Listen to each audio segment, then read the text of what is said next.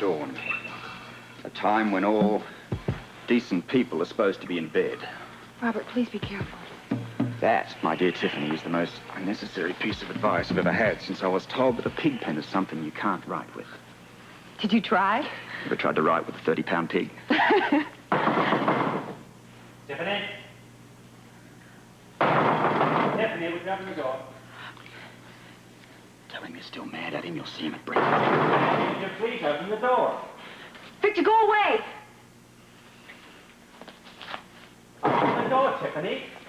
Victor, I'm still extremely angry at you. Now go away, please. I'll see you at breakfast. All right.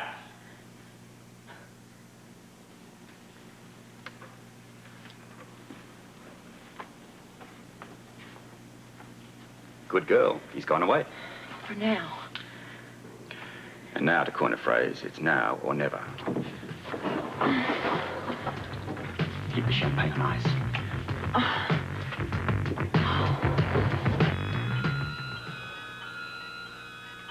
Any change? Not really. He's restless from the medication. Oh, I just hope he can sleep.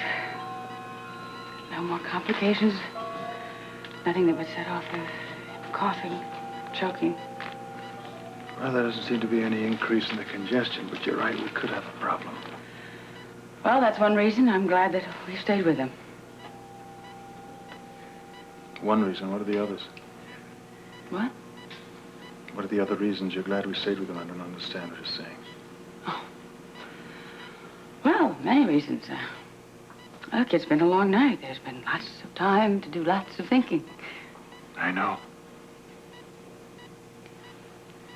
May I ask you a question? Yes, of course.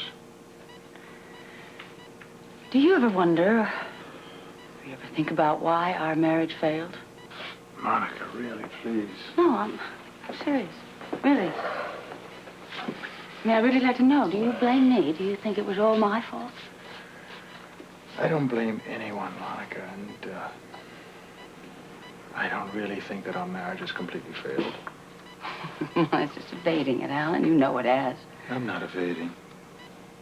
How can you say it's completely failed? You look at that beautiful child laying there in that bed. How can you possibly think that we have nothing?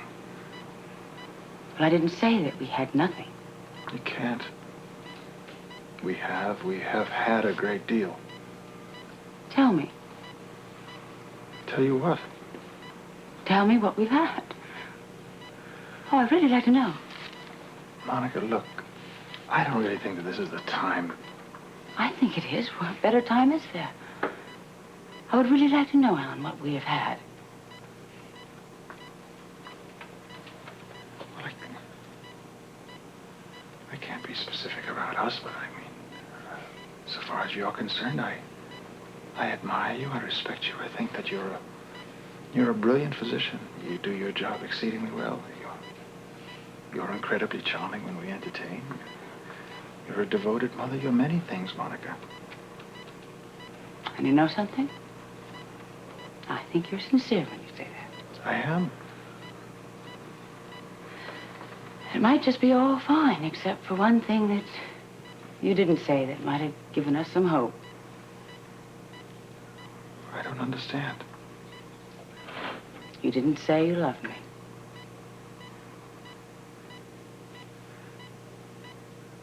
Look, Monica, I don't really think that we should be talking about this. We have a sick child to think about. And yes, I have been thinking about it all night long. Yes, I'm sure you have. And a lot of other things, too. Whole strange night with this weather, the storms, danger to people's lives. And yet with all that, there's really only one thing that matters. It's true. There really is only one life that has any meaning at this time. Strange, isn't it? How's that? Well, no, it isn't strange. It's really very simple. I mean, you have a child that is sick or is hurt and is pain. It becomes the most important thing in the whole world.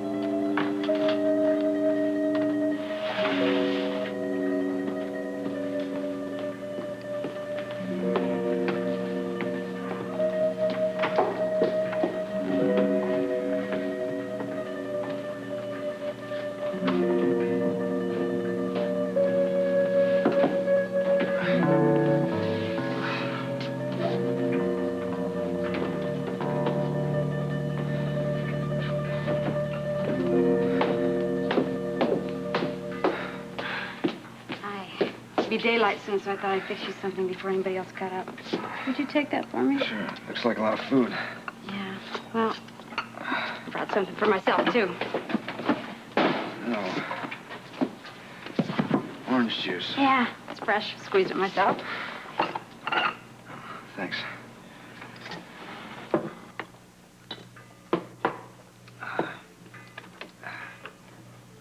The fugitive was filled with vitamin C when they captured him. You don't say that. About being captured. Well, look, Rose. I'm in a trap. You know that.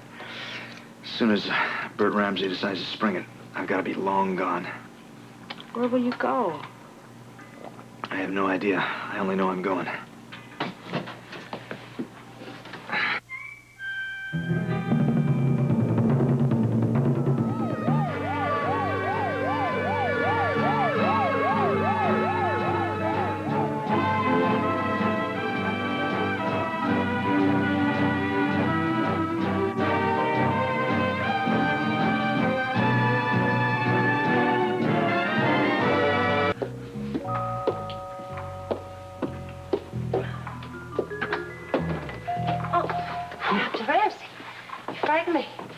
Really, Heather, I didn't think that was possible. Is Rose around?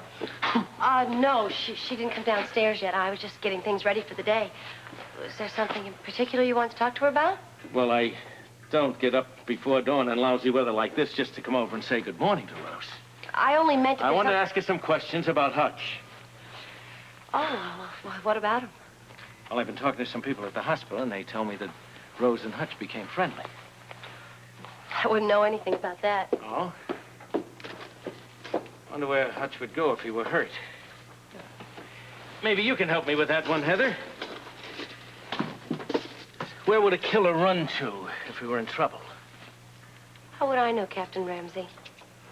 Well, Hutch has got a lot of answering to do. Two of my best men are at General Hospital right now in what is called guarded condition, and the two hitmen are dead. Two hitmen? Yes, the two men who were hired to kill Hutch. Oh, so you think maybe he got injured? Well, who knows? With all the slugs we found at the scene, it's possible. But he did get away. Listen, do you have some milk? Milk's frozen.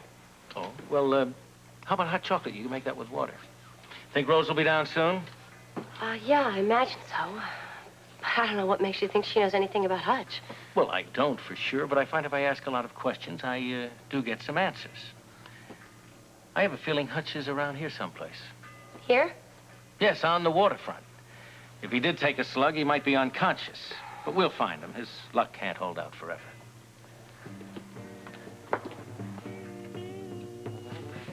Okay, thanks. Shh. Who's upstairs? Must be Heather. She opens up early sometimes. Listen again, it's a man's voice.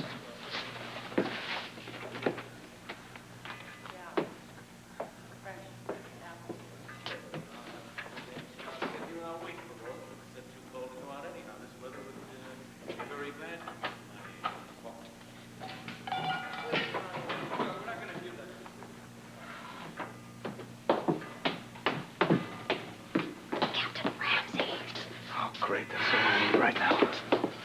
Hutch. Yeah, what? Give me the gun. Now, you can't be serious. As if I didn't have this, I'd be a dead man already. I mean it, Hutch. Give me the gun. I won't go on hiding unless you hand it over. Listen, darling, you know I'm not going to do anything to hurt Ramsey. If you don't give me that gun right now, I'm going to go up to Ramsey and turn you in myself. Look, I don't understand. Why are you doing this now? You know why. No, I don't. All I know is you want to give me you want me to give up the only protection I've got.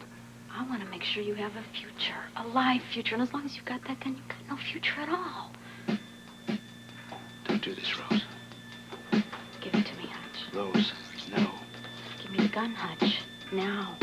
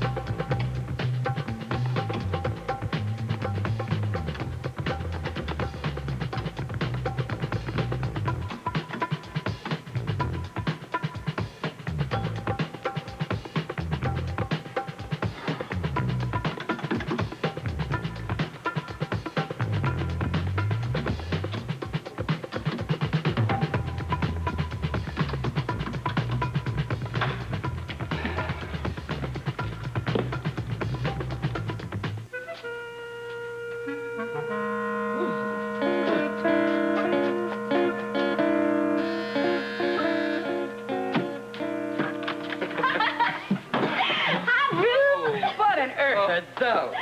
Snowshoes. Funky looking, aren't they? Noah brought some for you. Don't say I never do you any favors. Where did you find snowshoes this time of year? Oh, come on, Ruby. You remember last winter, Luke and I schlepped all over in these things. They really work, you'll see. No, I'm not going to see because there's no way I'm plodding about in these. No way. Now, Ruby, we have come to take you to the hospital. How else do you expect to get there? What hospital? The one we work at. The call's going out because of the storm. They need all the extra help they can get. And we are going on snowshoes. Isn't that exciting? Oh, I'm just thrilled. Now, I have news for you. There is no way I'm going on snowshoes or by covered wagon or anything else till I have a cup of coffee. Would you like some?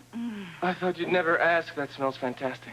Sit down. Don't take off your coats. It's freezing. We noticed. Freezing everywhere. Thank you. That's very good. Oh, well, I thought so, too.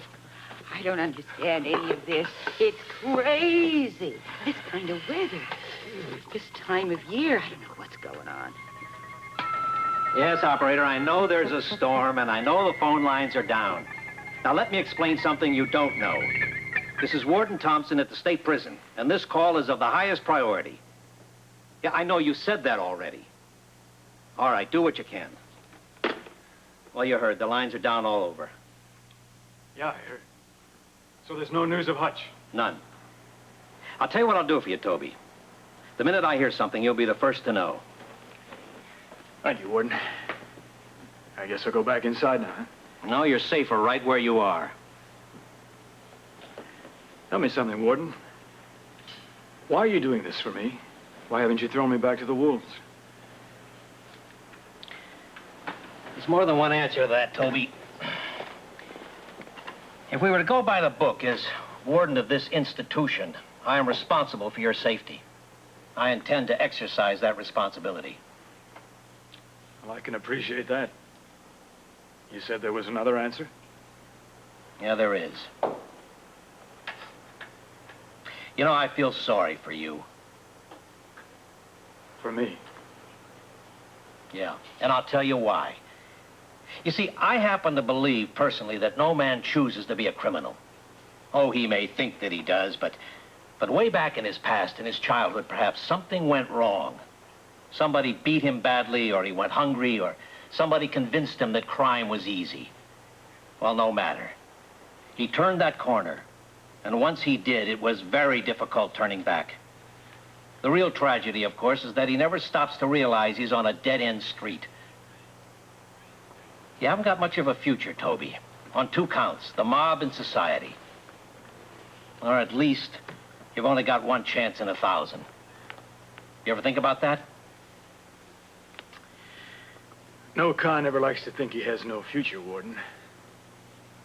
But I intend to keep an extra set of eyes in the back of my head when I get out on parole. I hope Hutch makes it, too.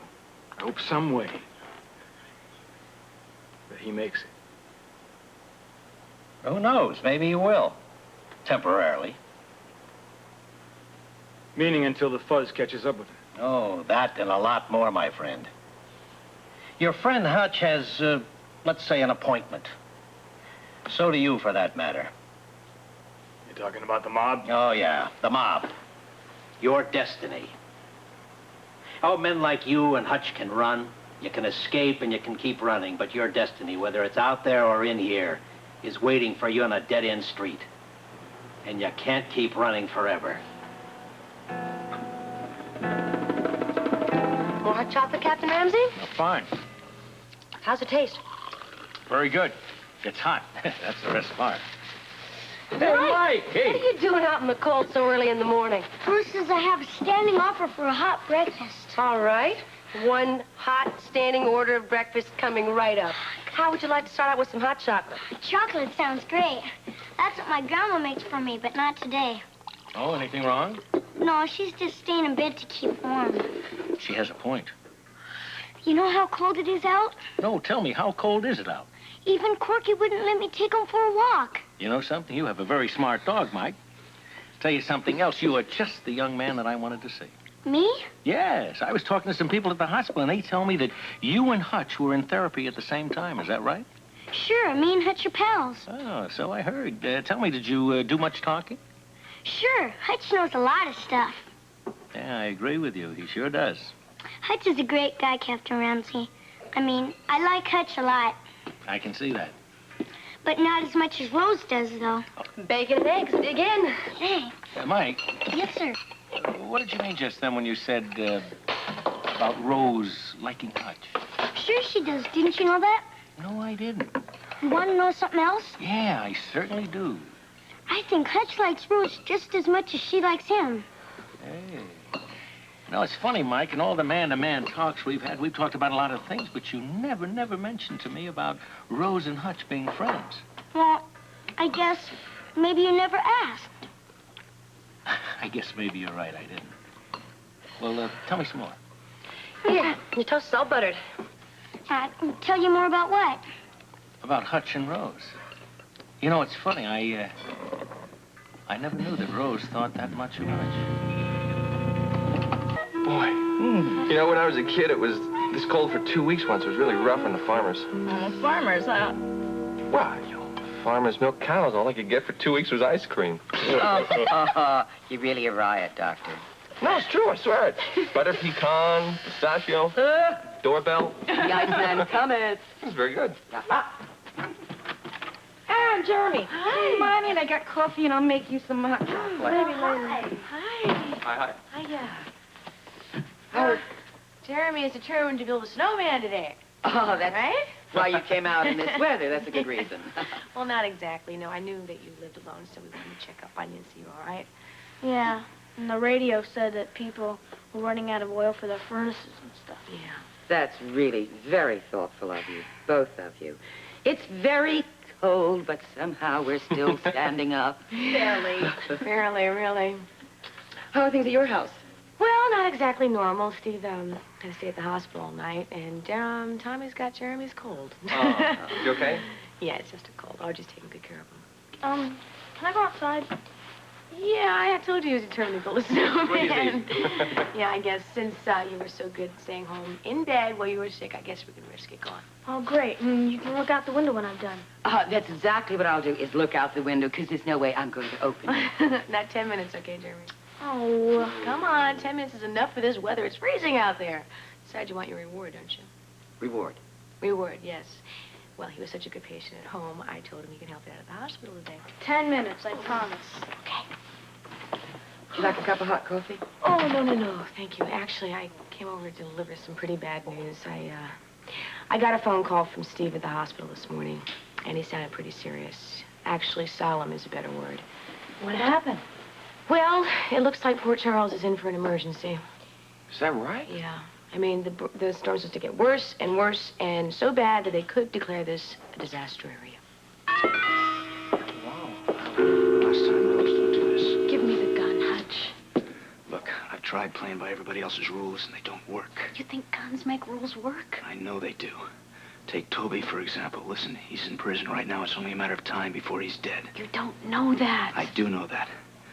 Listen, people are filled with these good intentions, and I really believe that they mean what they say. But what they have to say has no basis in reality. Take this, she's a very good woman, Gail Baldwin, a nice woman. She's just full of advice. Good advice. Wrong.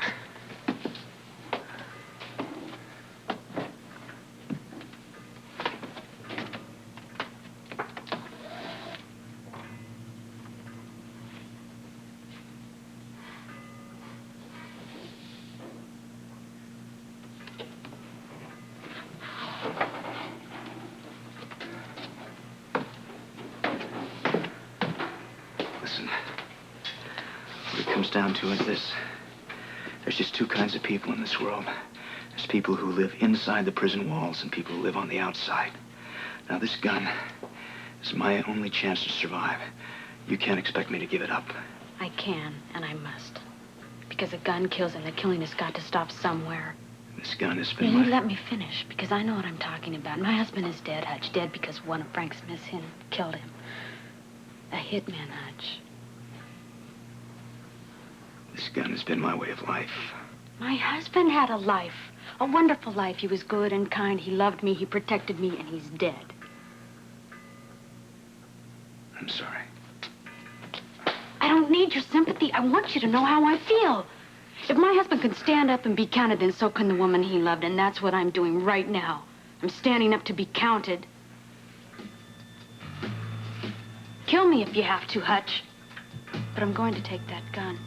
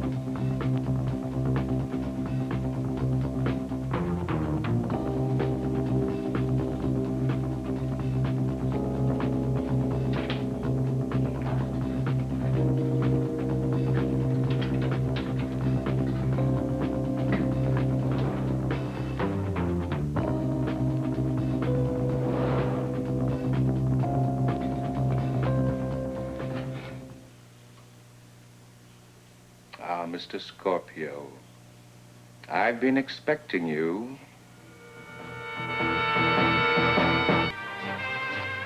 General Hospital will continue in a moment.